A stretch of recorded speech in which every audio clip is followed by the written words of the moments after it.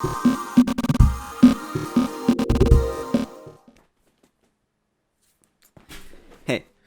I want to make a video about the effects in FL Studio. So effects in FL are one of the most rewarding parts. They're just like they're accessible, easy ways of making your sounds into even cooler sounds. They are frequently avoided for the same reason why a lot of FL is avoided, which is to say there are a lot of them, and they have a lot of buttons and knobs and dials and things that you don't want to think about too hard. You just want to sound cool. So I wanted to make this video that categorizes the effects into a few basic groups and talks about what they are and how you might want to use them, just so you have like some starting point before you jump into making your stuff. To get started, let me just give a brief overview of how FL works, like the sound flow, so you understand what all this crazy stuff is. FL Studio, sounds come from FL Studio in one of two major ways. There are samples that are just like FL looking at a sound that exists somewhere on your computer as like an MP3 or whatever, and MIDI notes, which is like you telling FL that you want something from one of its like sound generators. Like if it has a piano sound generator, you want it to play a C, and then it makes that note and plays it back to you. So through one of those two means, either a sample that exists in your computer or generating a sound through one of its sound generators, you arrange a series of sounds into ideally a song or something in the playlist. As the time marker encounters those samples or MIDI patterns in your arrangement, it finds what the sounds are from the channel rack and then sends those sounds to their respective mixer tracks, which you can see in these little number boxes. So what this means is that anytime it's encountering, say, the drum sample, it sends those sounds to track 12 in the mixer. And the most basic version of what it normally does is it just sends the sounds to straight to the master track, or from whatever number you've arbitrarily given it to the master track by default. And that means that it just goes straight to your headphones or speakers or whatever. One option that you have is to have it do something along the way. So send it to that track, and then in that track's effect slots, adding some cool sound effect to it. Like if you want it to sound super distorted, you would add distortion. And that's ordinarily how things go. But to make the flow of this video, I guess, more understandable, in hindsight, maybe it was a weird idea, but I've set it up in a different way. I have it so that instead of going to a certain track that contains its effects and then sending that track to the master track, each of my sounds go to one of these mixer tracks, 11 through 15. Each one duplicates the signal into a few different signals that go into a distortion track, a filter track, dynamics, chorus type, reverb, balance. And then I'm going to mute everything except for one of these at a time, so that if you hear a sound, if I play, say, the drums, you hear it right now because it is going through the track that has like nothing special on it, and eventually moving its way to the master track. But if I have, say, the distortion track on and this track off, then the drums will have to pass through whatever crazy distortion effects I have, like this one. I like that a lot. I like that a lot, actually. What was that? Cool. So, I'll go through category by category, showing examples and talking about these different things until we get to the end, just to demonstrate how different effects impact different sounds and why they might be desirable in different situations. I also have these two little windows that visualize the sound. So, for instance, the simplest possible case is a sine wave. It looks like this. The sound is moving from the playlist to the channel rack, where it goes to track number 11, which sends it to all these different things, including test, sending it to the visual track, where I have what's called wave candy, two different iterations of it. two different instances of Wave Candy. One gives the oscilloscope version. One gives the, what's it called? Spectrum version. These are two different ways of looking at the signal. One as like what the sound looks like most literally. Like this is like, you know, if you play a guitar string, this is a graph of like how far the string is away from the center point, or the pressure in the air between it and you, or the voltage in the wire moving the signal, or how the diaphragm of your speaker moves relative to its equilibrium point. This is what the sound looks like. And this is a different way of visualizing it. This is like the frequencies that go into that sound. So for something like this, the oscilloscope signal looks like more complicated and weird, and it's reflected by the different frequencies that go into making that signal. And all that's, I mean, like, just cool in and of itself, but also useful. Like, that'll come up again. I'm trying really, really hard to not say too much stuff and make this into like a 3-hour video. It's already going to be much longer than I want it to be. Anyway, so we have those sounds moving in that way, visualized by these plugins. And I can start talking about the effects. And I'm going to try to organize this in a way. First of all, I'm going to have timestamps in the description. Hopefully I'll have like emphasized that that's going to be there at the beginning of this video no matter what. And so you don't have to like listen to all probably going to be 1 million hours by the end of this video just to like hear anything you want to hear.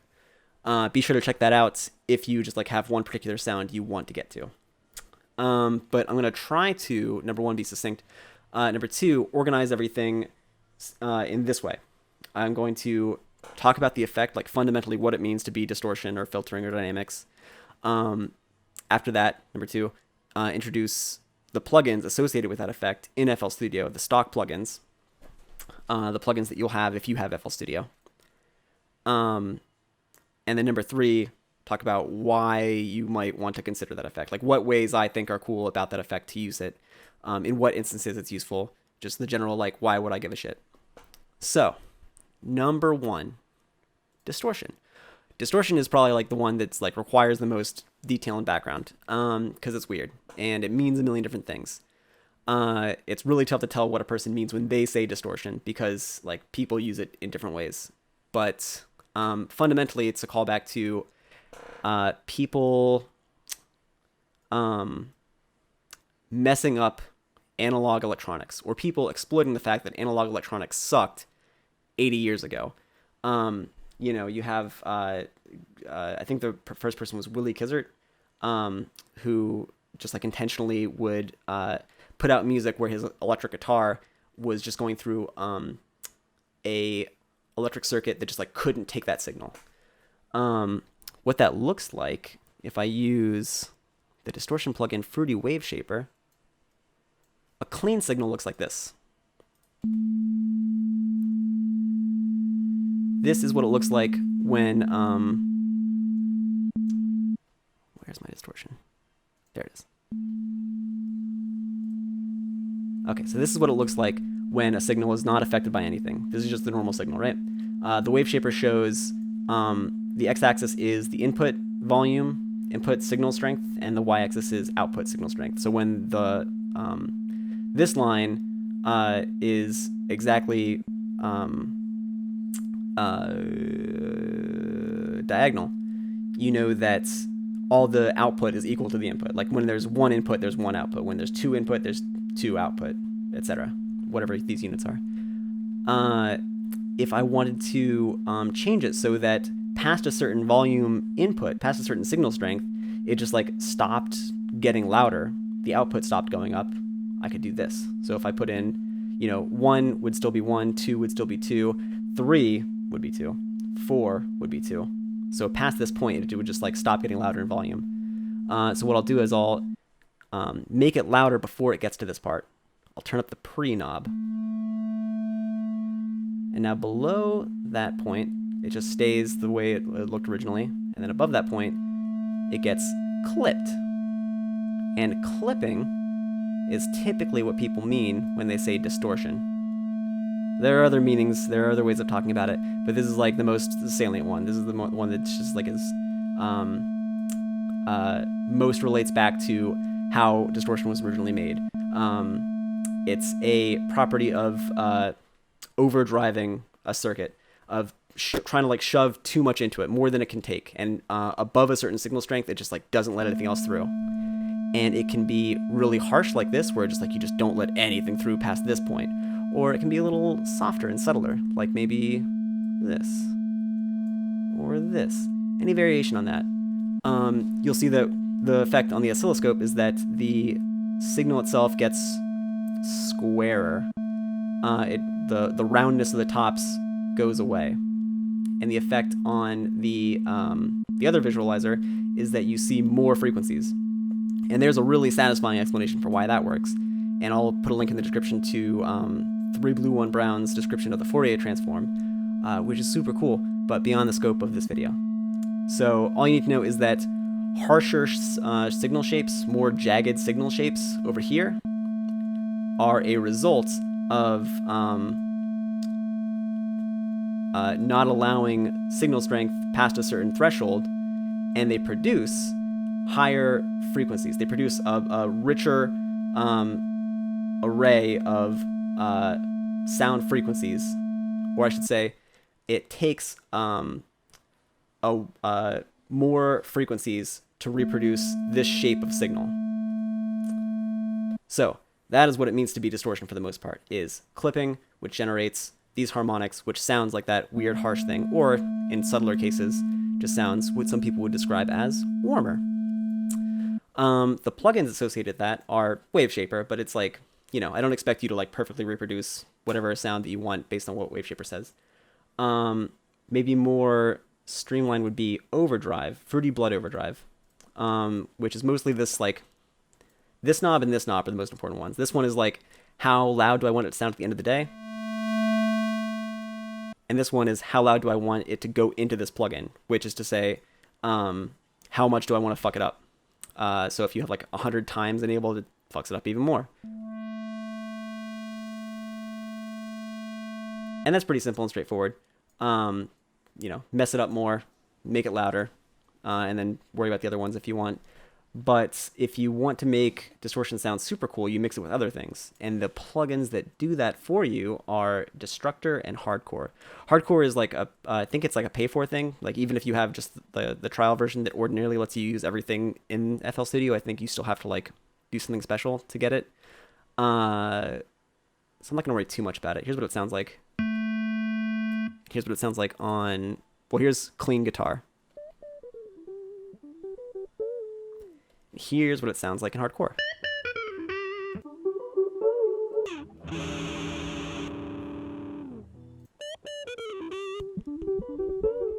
Just go through the different presets. That's super cool. I would recommend that if you have access to it. Destructor is probably just as good though. It also has its own set of presets, and you'll notice that it uses, you know, filters, chorus. It does some like compression. It changes the stereo output, a bunch of things that I haven't even talked about yet in this video. So don't worry too much about it. Just know that if you want to distort things, if you want to get that distortion sound, you have access to Destructor, which implements it in cool ways, like this. I think I like Soloist a lot. Yeah, they have a ton of presets. It sounds good on a lot of things. I mean, obviously, quintessentially electric guitar, but ooh, actually not quite as good.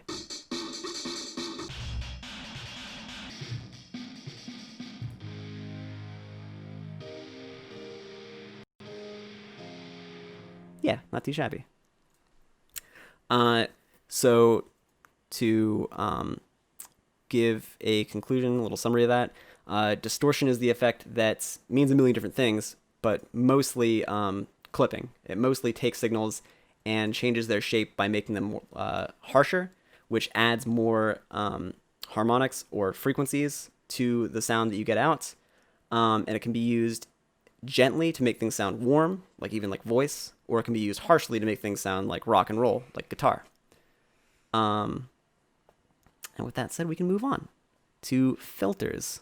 Filters, again, distortion was like probably the most complex. So you have to understand like what the sound looks like when it's going in and how changes to that shape affect the sounds that you get out, at least a little tiny bit.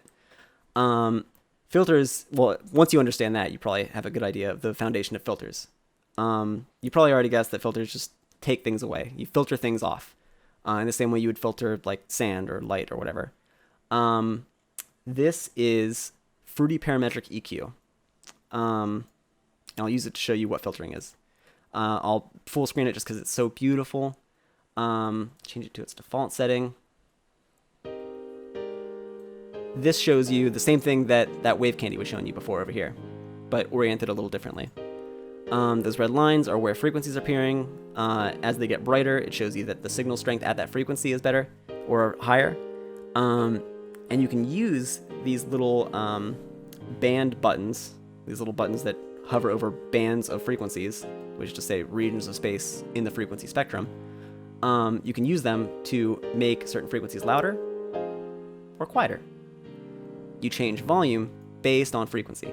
So one of the biggest uses of something like this is to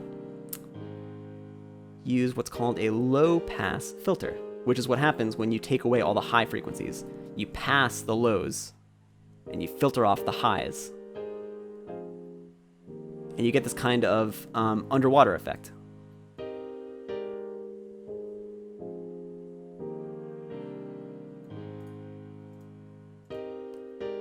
Something kind of like that happens when you do the opposite. When you use a high pass filter over here and shave off the low frequencies. Except instead of sounding like it's underwater, it sounds like it's like a Great Depression era radio.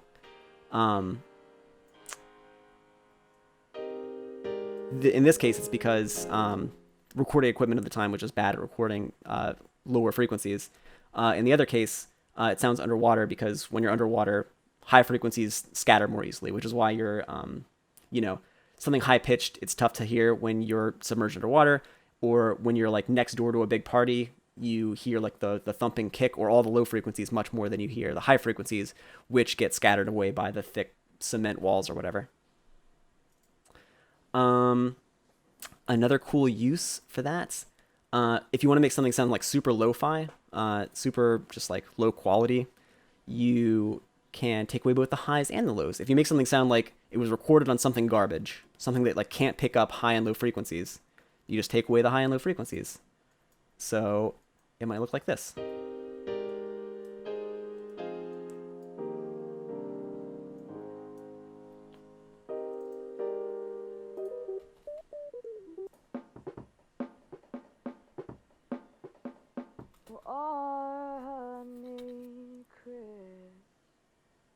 Not too shabby. Another use is what's called the wah-wah effect. So effectively what it means to be wah-wah is shaving off frequencies, doing a low pass filter, but using an effect called resonance. So you see how before it was shaving off shaving off the high frequencies. Yeah, that's easier to see because there are a lot more frequencies. It's shaving off the high frequencies, but it doesn't really matter. Like, it's not that harsh of a change where it moves across. If I use the scroll wheel, I'm scrolling down on my scroll wheel on my mouse. I can change how the frequency response is impacted at that little button.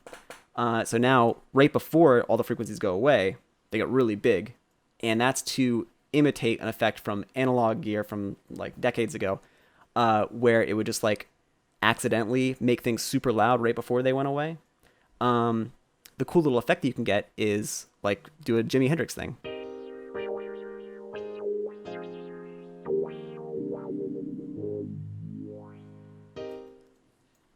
And that's super sweet. Speaking of using filters that change over time, there's another plugin called the Fruity Love Philter. And it does, I'm not even sure what it does by default, but my favorite thing, for the sake of time, is the simple triangle low pass. So what this will do is creates a low pass filter that is linked to the tempo of your song. So as your song progresses, the low pass filter will like recede and then come back. And it sounds like this.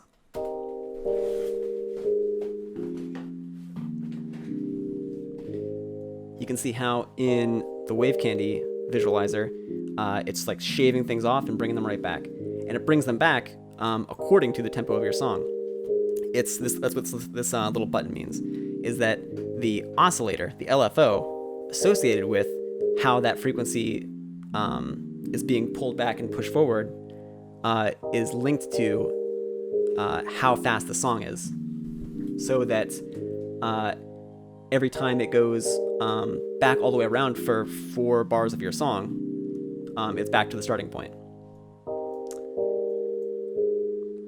And that's what filtering is. So in summary, filtering adds or takes away volume based on frequency, and you can exploit things like high and low pass filters and resonance along with LFOs to make cool little effects like the wah effect or sounding like you're underwater or super tinny, and that's great.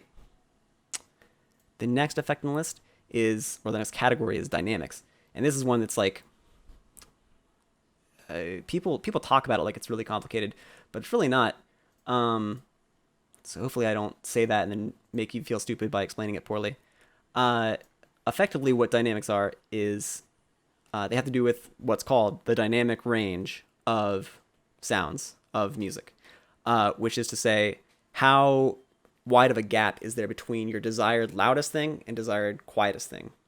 So you might say that an orchestra playing something where there's like a solo flutist at some point that's like super low and emotional, and then later on in the piece has like a really booming like cannons going off, that would have a really wide dynamic range. Whereas something that stays the same volume the whole time would have a very narrow dynamic range. And sometimes you want one and sometimes you want the other. It's not necessarily a good or bad thing.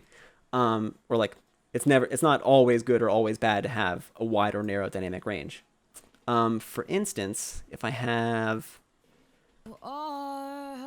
this audio clip, here, I'll full screen it.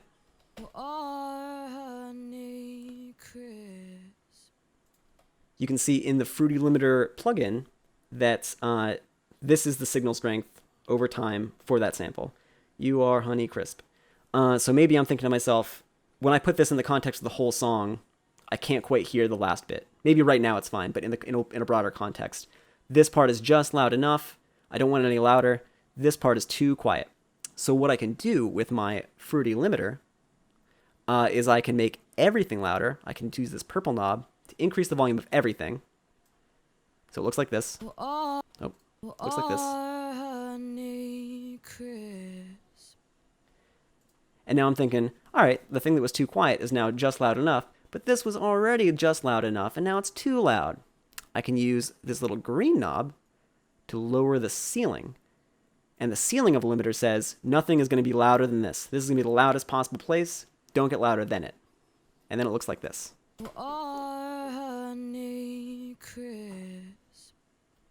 Now, the thing that I wanted to be louder is louder. The thing that I didn't want to get any louder, it didn't get any louder. And this represents the purple is like how high it wanted to go, but didn't get. The white is where it actually was, and then how the white drops down over here is like how far down it had to get lowered so that it didn't go above this. And that's basically what it means to be a limiter. You make things louder, then you take the loudest parts and bring them back down, thereby lowering the dynamic range, making it a narrower dynamic range. The other parts, the like slightly more complicated part of limiting is compressing. So what a limiter means, again, is that you raise everything and then make sure that like nothing goes above the ceiling. Compressors, the only difference is that instead of having a ceiling where like nothing goes above it, I'll reset it. Instead of having a ceiling where nothing goes above this point, you have a threshold where above wherever you set the threshold, it gently lowers things down. So if the limiter is like, a concrete ceiling where you just like break your neck if you try to jump past it, Compressors are like a ceiling made of like Jello, or like a trampoline, where you get a little bit past it, but you're like being tugged down the whole time. So maybe I want the threshold down here, halfway up, and then the ratio, the compression ratio will be something mild.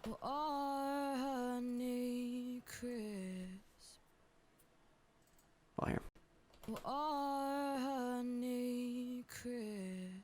So you can see it wanted to go all the way up here, but it was compressed down. And the higher above the threshold it tried to go, the more it was tugged back down. The little knob here, the compression ratio, you see in the hint panel up here.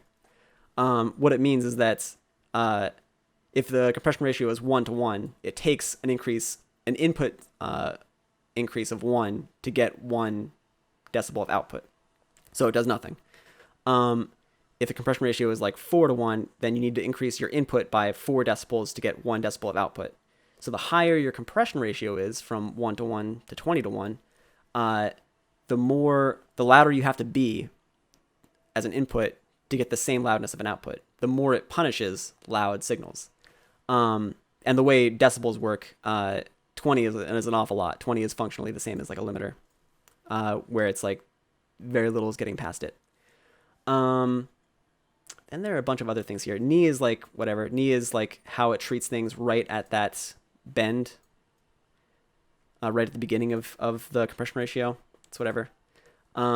Saturation will like make, if you thought to yourself while you're looking at this, like this concept seems an awful lot like what we were talking about earlier, where you're creating a maximum volume, which is like distorting things.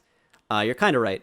And if you change the saturation knob to include more and more lower and lower volumes, you'll hear like a warming or a saturation, a distorting of your signal. You don't need to worry too much about it. If you know to increase gain and lower ceilings when you want to narrow your dynamic range, when things are either too loud or too quiet, then you're pretty much golden.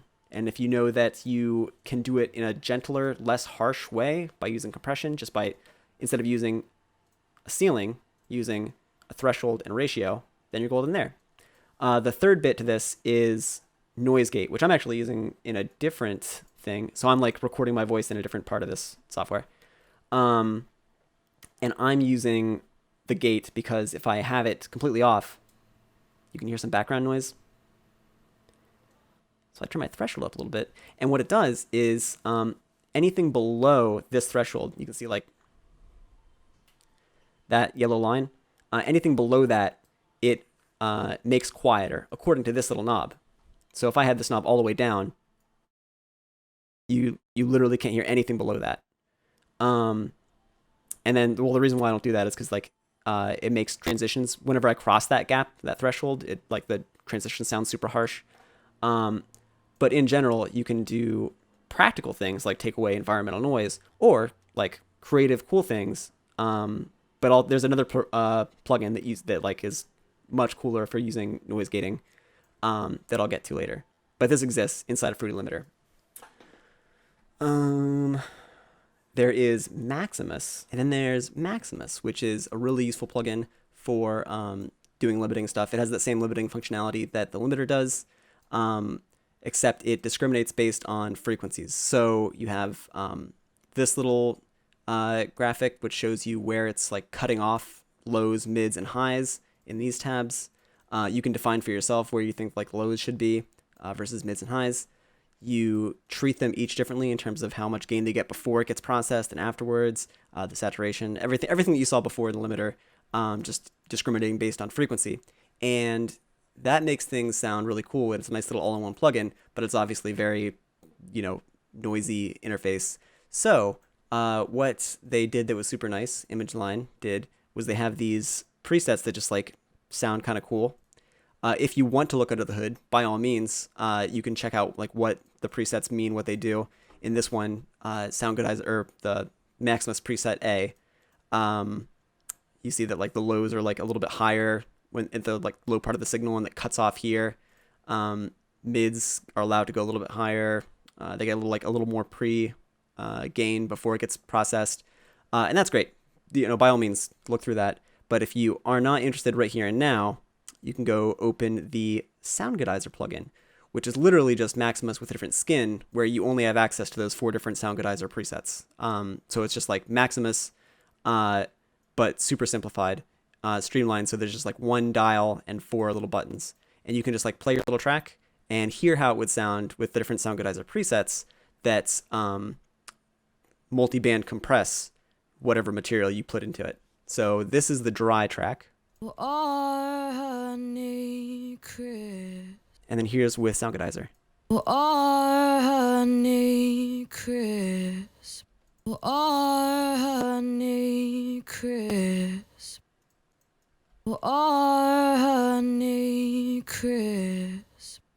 So yeah, anything I would say that is sounds like dry or boring, that's one of the things that I try first to either warm it up or make it more, make it stand out more, is put Soundgoodizer on it and click through the presets and change the wet dry knob to see if it sounds any better. And that is dynamics. Again, to recap, dynamics is about the distance between your loudest thing and your quietest thing. If you want to narrow it, you can compress it or limit it. The difference being that compressors are just less harsh, more gentle versions of limiters. You can gate things, which is to say below certain thresholds, reduce their volume. And you can get really into the weeds with Maximus, or you can use the Soundgoodizer to just like push a button and then roll a dial, and it's pretty easy. Chorus type effects are the next on the list, and I will go into very little detail with them. I'll say there's a really sweet Isotope article about chorus, flangers, and phasers, which I just refer to as chorus type effects.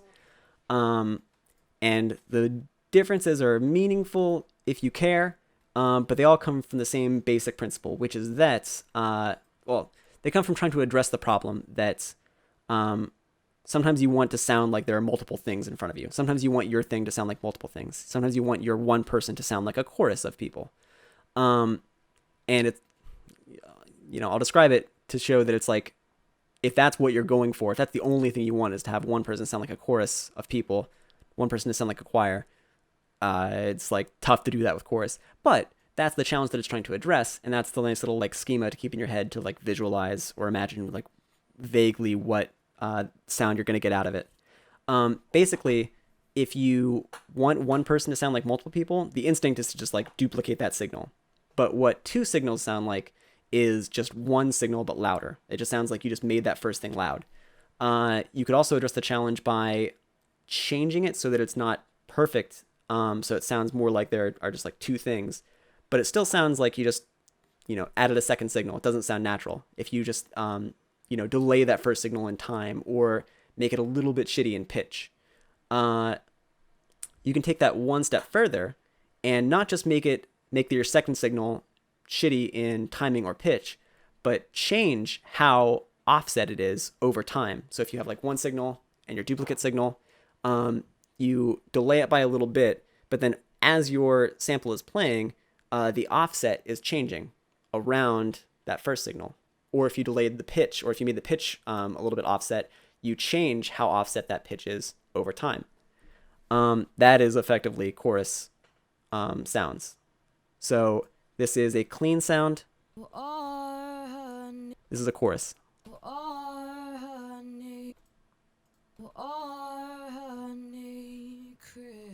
And within these like million buttons, which are very overwhelming, they should really upgrade the skin for this interface. You can change how far that initial offset is, how often it moves back and forth. You can change, it's like basically other parts of other plugins, like how different frequencies are affected by it, how it is changes in like stereo space, so like how much goes left and right. Lots of cool, crazy things. And all the plugins, all these 3 things are like variations on that theme. Again, if you want like the actual differences, definitely go to the Isotope site that I'm going to link in the description, which talks about how you get certain crazier effects. And it gives super cool examples. Like it talks about how, let's see, the Police use a lot of chorus effects in their guitars. So you'll like, if you play like really wet chorus on your guitar, you'll probably notice immediately like, oh, that sounds just like Walking on the Moon by the Police. If you're a Police fan. Let's see. Spirit of the Radio starts off with that guitar that's pretty iconic. That is a flanger sound. There's a phaser famously on the drums to Kashmir by Led Zeppelin, and also on the piano for Just the Way You Are by Billy Joel. And it has like little links to the videos there, so I'll link that. That'll be great. Reverb and delay are things that you'll use all the time because they're just like always sound super cool. Reverb and delay are two things that are like pretty interlinked concepts. So they're just like, delay itself is just like an echo effect. It makes things play back just like they were the first time. So this is with delay.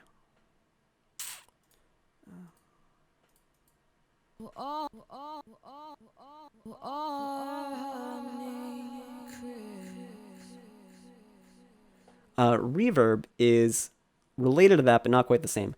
Reverb and delay are kind of like a mirror and like white paint on a wall. Delay is like a perfect representation of something, like a mirror image of the sound that just played. And a white wall does like functionally the same thing. It like shows you back all the light that you shone on it, but not perfect. It's like rough on the surface, so it like bounces everything everywhere. So you're getting light from like every direction, which means that the image that you're seeing isn't a coherent one. It's just light from everything in the room bouncing to your eyes. In the same way, when you're talking in like a giant room, sometimes the walls are oriented in weird ways that make it so the sounds that you're hearing aren't coming back perfectly as they came out of your mouth. They're coming back in this weird way where you're getting some like vague idea of the pitches that you used, but definitely not something coherent enough to like reproduce the words that you said. So reverb would sound like this if it's really intense.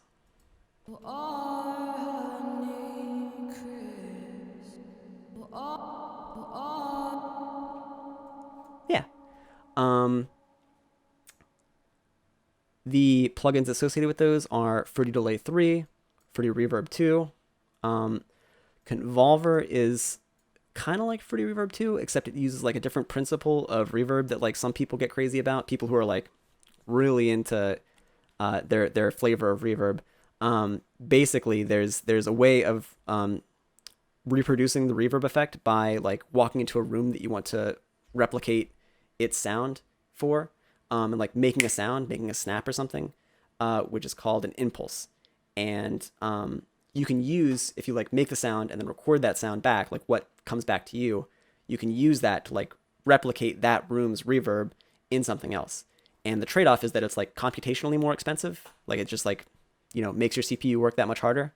But some people love it. And it has all these different presets for like different places they recorded impulses. There's also this other little tab in the Fruity Convolver, which is uses convolvement reverb to change what frequencies are being reverbed. So you could do something that's like what's called the Abbey Road effect. You got used a lot in the Beatles' Abbey Road album, where you sent the signal through, but the only parts that got reverbed were the center bits of the frequency spectrum. So without anything, it sounds like this. With Convolver, such that the central frequencies get reverbed, it sounds like this. And I applied this, I laid it on pretty thick here, so that's not normally what it sounds like. But if you want a gentler, subtler Abbey Road effect, it might sound like this.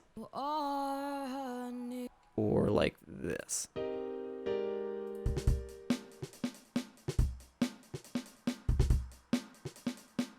Yeah, not too shabby. If you're using just like the straight up Fruity Reverb plugin, which like sounds fine to me, I guess, default is good for just normal sounds, and the knobs to tweak are typically mostly the wet dry knob over here, just wet, and the room size, which impacts like how how much time there is between when a sound is made and when you hear the reverberation. Wet dry. size of the room. And it also looks really cool. Yeah. On the delay plugin, by default, it starts off with like full on wet. Yeah. And that's like too much delay. This is what it sounds like. Well, on drums it's weird anyway. Here. Typically that's going to be a lot of delay. So I would put that down to like somewhere in between like 10% and 50% maybe. And you can change the delay time. So this is set up in a way that's tempo linked. So if you have it like maxed out at 16 to 0 or whatever it is. Yeah, 16 to 0 or 0.0. It's like once every 4 beats, it'll play back that thing. Or once every beat? Maybe once every, I don't know. Yeah, once every 4 beats. And if it's any of these green dots, or if you're like highlighting one of the gray dots and make it green, which it like sticks to it, like it's magnetized towards these little dots. It's like a perfect ratio, like 1 to or 5, 5.0, 6.0, 7.0, etc. And especially if you're on like 1, 2, 4, 8, 16, those things that like fit perfectly within like beats and bars, it'll sound like more conventional. And if you are on like, 3 or 5, it'll sound like a little bit off. And if you're on like a fraction, like 5.34, whatever, it'll sound a little more off. But I mean, nothing sounds like all that terrible if the wetness isn't like crazy high. So just mind with Fruity Delay 3 where your wetness is, where your time is. Check out the cool presets that make things like delay, but like they change whether they're going to left or right with every delay. So like this.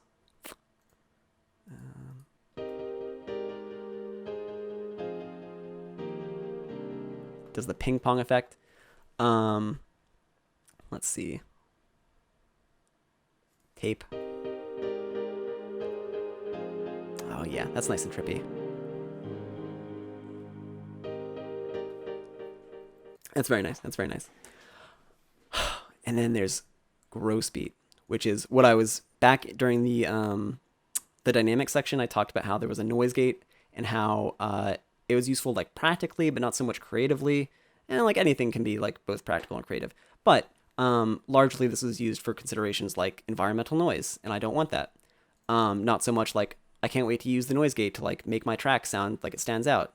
But gross beat, my God, this thing is crazy. So it is functionally a delay. Well, there's two halves. One that's like functionally delay based, and one that's functionally gating based. But the delay bit works differently from the normal delay, where it's like as soon as a sound hits this, it like holds onto it for a certain amount of time and then plays it back. Gross beats is linked to your arrangement here. So as you're moving through your samples, it'll like it recognizes where you are according to your tempo, and it moves this green bar. It's not doing anything right now because I have both the time and volume settings on empty. But if I were to change it to one of its presets, you'll see how it treats the sample differently based on the shape of this little curve. I mean, you could watch like a whole giant video about gross beat, which I know In the Mix Guy and other people have made, and actually was also used in the OST to Tron. They used gross beat. And there's like a video or a little like sample from the ImageLine website that shows you like what presets they used. Anyway, you can see how when the shape of this curve goes down, that signifies how far back in the sample it's pulling the new sound from. So, if one bar into the sample, it has one bar down. It's going to play the same sound here that it played over here.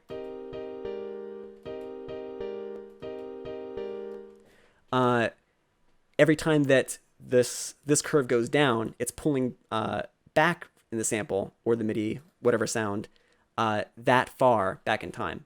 So if it's like, and you can also like make your own little shape by like right clicking and left clicking and dragging. I wanted it to play here, I wanted to play also the beginning of the track, I would go 1, 2, 3, 4, 5, 6, 7. 1, 2, 3, 4, 4, 5, 6, 7. So this should sound just like the beginning of the track too. Yep. You can get other crazy effects when you have like curves, so it like pulls from different parts in the same way as like scratching a disc. And as you get crazier and crazier shapes, it sounds crazier and crazier.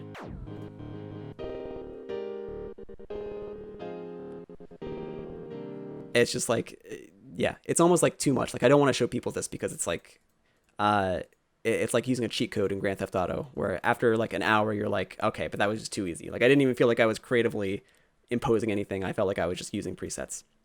So be mindful of you know, like the opposite of what the rest of FL is, where it's like too tough to make something cool, but like once you get good, it's all cool. This is like instantly you're cool, and you just like don't want to do anything else because there's such a wide gap between this and whatever else you're capable of.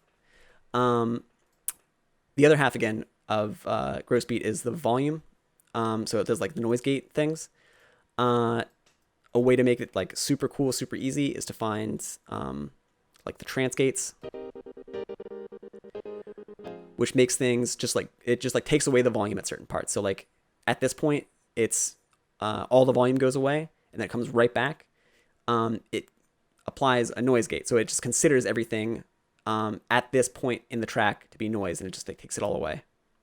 You can give it different patterns to give different feels.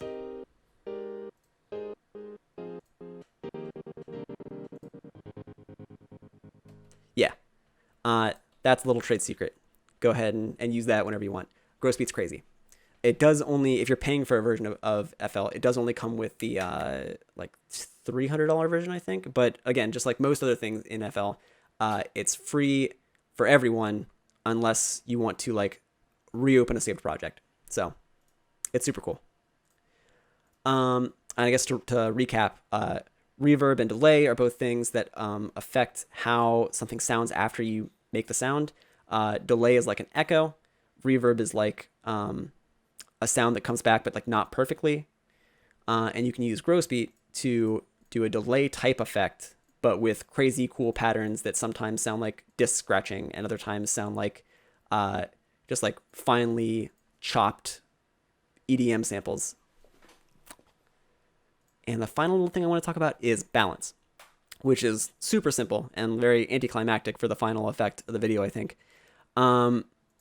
It is just this one plugin that impacts how things are in terms of stereo separation. So the easiest way, typically, if you just want one of your sounds in FL Studio to have an affected balance, is to go up here into the channel rack, say for the drums. If I want it to all be left, I'll pan it to the left by using this little dial right here. If I want it to the right, I'll pan it all to the right. If I want it automated, I can right click and make some kind of automation that changes it back and forth. And that's cool, and that's useful, especially with drums, because it sounds like just like more natural when certain parts of it are left and right, which you can change in the FPC plugin if you want, using, yeah, this one. Anyway, but if you want to apply it broadly to like a set of things that all go through the same mixer track, or if you want to apply it to everything in your entire song by putting this effect onto your master track, you can do cool stuff with the Fruity Stereo Enhancer. For instance, you can take the stereo effects that are already being applied to things, which most things typically have at least a little bit. It might be difficult to tell, but there's like a slightly different signal going to your left versus right earphone or speaker. And you can reduce that by turning it down to 100% merged, or you can exacerbate that by turning it to 100% separated. So everything that's going that was like a little bit different left and right is like much more separated. And that's in my little playbook of like ways to make things sound trippy. I like to add like a ton of reverb, a ton of like low pass filters, make them super stereo separated, maybe add like a chorus effect, and things sound routinely like sometimes I'll turn up the stereo separation and then I'll like take off my headphones, look around my room because it feels like something was like going on outside of my headphones. Sometimes it's cool to offset the phase So like you'll delay the left ear of sound by just like a little bit, like a fraction of a millisecond, and it'll sound like this. Well, this is dry. This is with the phase offset. That's pretty subtle. Let's try 3.8 milliseconds. Or worse.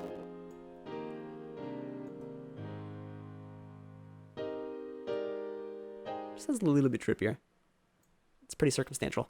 Or you can invert the signal, which is to say, I don't want to get into the weeds too much, but if instead of having it come out of the gates going up and then down and then up and then down in terms of like the voltage, the signal, the what the oscilloscope shows over there, you can have one side come out normal, like your left ear come out normal, and the right ear will come out phase inverted, so like it'll go down instead of up.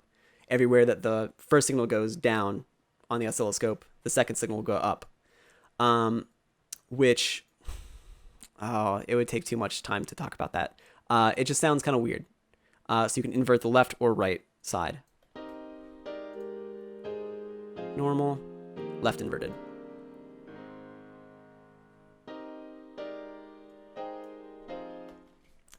And yeah, that's balance. It affects how the sound is treated in terms of the stereo field. What goes into your left versus right earphones or speakers. And then beyond that, there are a bunch of other presets that aren't directly related to the effects that maybe I'll make another video about sometime. Patcher is super useful in terms of effects as well. So, I don't even want to talk too much about Patcher. Oh, jeez. So the like default easy way of talking about effects is like you put your sound into a mixer track, you have your collection of effects that go in this chain where like first it's the Waveshaper, then whatever comes out of the Waveshaper goes to Overdrive, whatever goes out of the Overdrive goes into Destructor, etc. down 10 effects. If you, number one, want more than 10 effects, number two, want a more visual way of looking at your effects, or number three, have some weird, crazy, like modular synthesis fetish, you can use Patcher, which lets you throw in a million different effects if you want, and link them up in non-linear ways. So like instead of like in series, you could have like your signal split and it goes to these two different effects, and those two different effects come together later on. So it's not one after the other. It's getting two different signals worth of effect and then plugging them back together at your convenience. There are a bunch of presets. If you think to yourself right now, how could I ever possibly even want to use that? Go through these presets sometimes. The things that people do. Oh my God. I feel like if I opened one of those two things, it would like interrupt my sound or like crash my FL just based on my luck. So I'm not going to do that, but good luck yourself. With that being said, I think that's everything I wanted to talk about. Maybe I'll do a little thing on my test bench over here. I'll make some like cool sounds and show off what I do. So what was I talking? Oh, I was talking about that trippy thing earlier. So if I do, what was that? Reverb and stereo enhancer and EQ.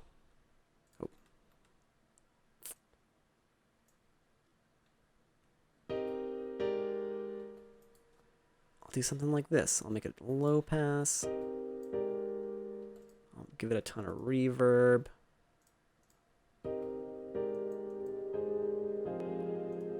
Put the reverb at the end so it takes off the frequencies that I don't want first. And like navigating like the order in which you have your effects is sometimes more art than science. So don't think too hard about it until you want to. I'll change the stereo separation a lot. Chorus.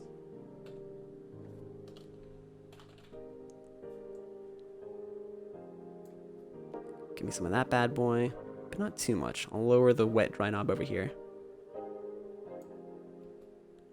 And then I'll add, I'll do a different plugin. I'll do Flex.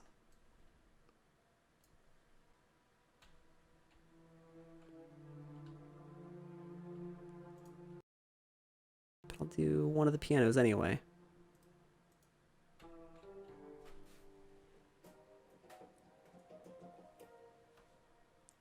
sounds super quiet, so I'll bring in the limiter.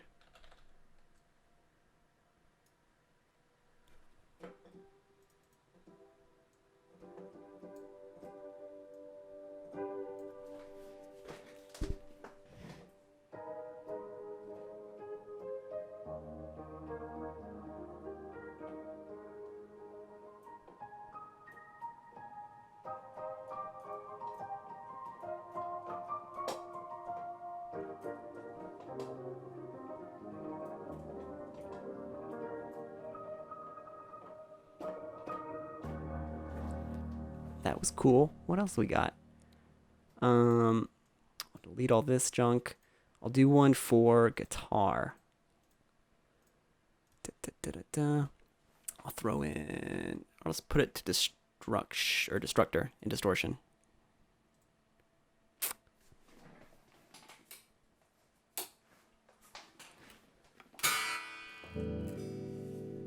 So I have my electric guitar going through my guitar input 2, which is going to Distortion, which has Destructor as an effect.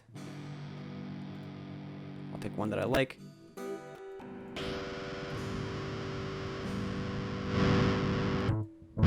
Oh, this is getting turned down. I wonder why.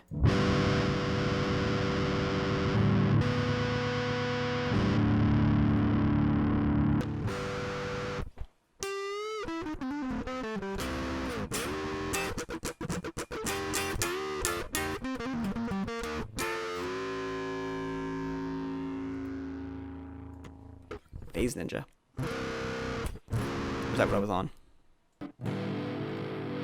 Ooh. So this one starts off filtering something off with a bunch of resonance. So wherever it stops filtering off, it like plays that sound especially loud. And there's a chorus effect, so it duplicates the signal.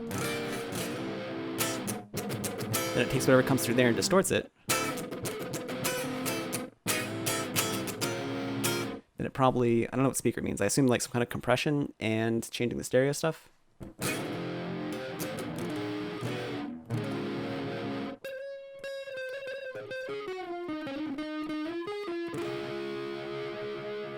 Yeah, I like that a lot. What else does Flex have?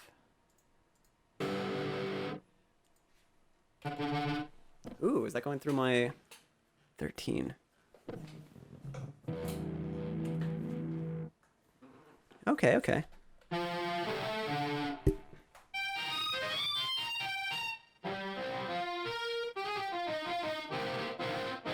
What does that sound like without that effect?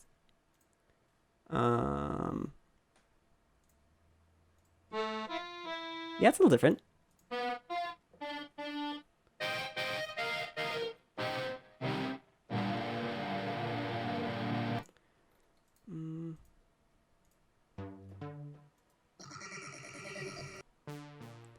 Oh, I don't like adding effects to these things. Well, Flex is like made so that like it already sounds like pretty rich already.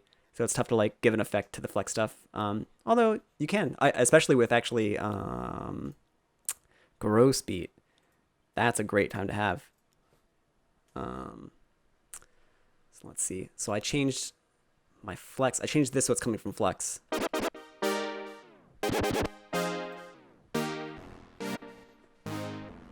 What about with drums?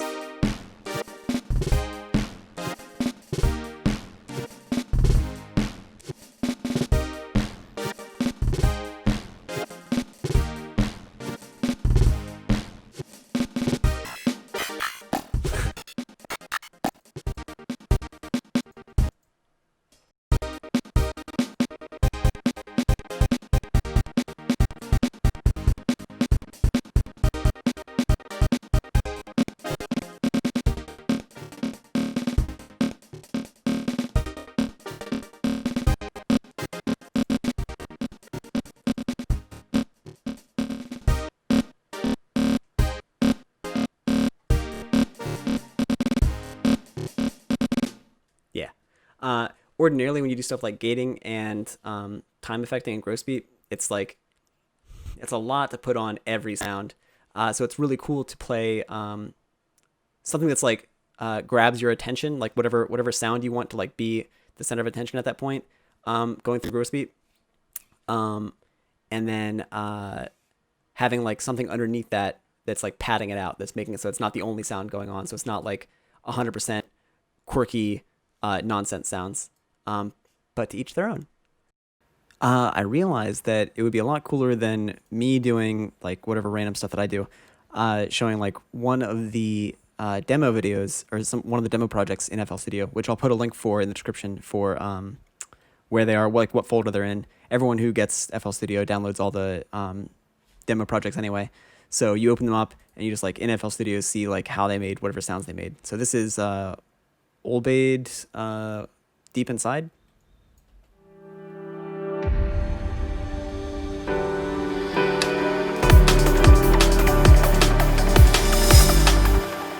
Obviously sounds super cool. Olbade's frequently like makes contributions to FL Studio. Like he has different like sound preset packs and stuff. So he's obviously a very good producer. One of the cool things you can do with opening the demo projects, which I super highly recommend, is that well, obviously you can look at like every part that went into the song that sounds cool. Here's the playlist and here's like how everything is arranged. You can zoom into the parts that you like with, I'm using Control, right click, drag, or just Control right click to go back out and auto resize the window. You find the stuff that you think sounds cool that has effects that you might want to use. Like if you're listening to whatever part, that sounds cool. I'll Control right click and hold on a pattern that I'm curious about. Sorry. Alt right click on a pattern that I'm curious about. Alt right click, hold. And it just plays that one pattern.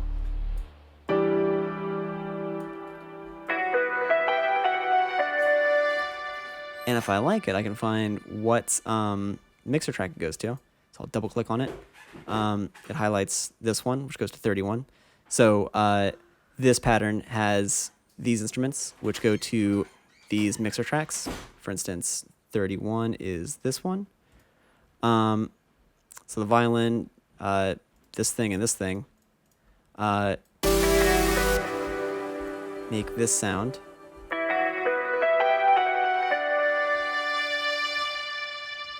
The violin has like a bunch of the bottom parts cut off of the frequency spectrum. The jazz, whatever that is,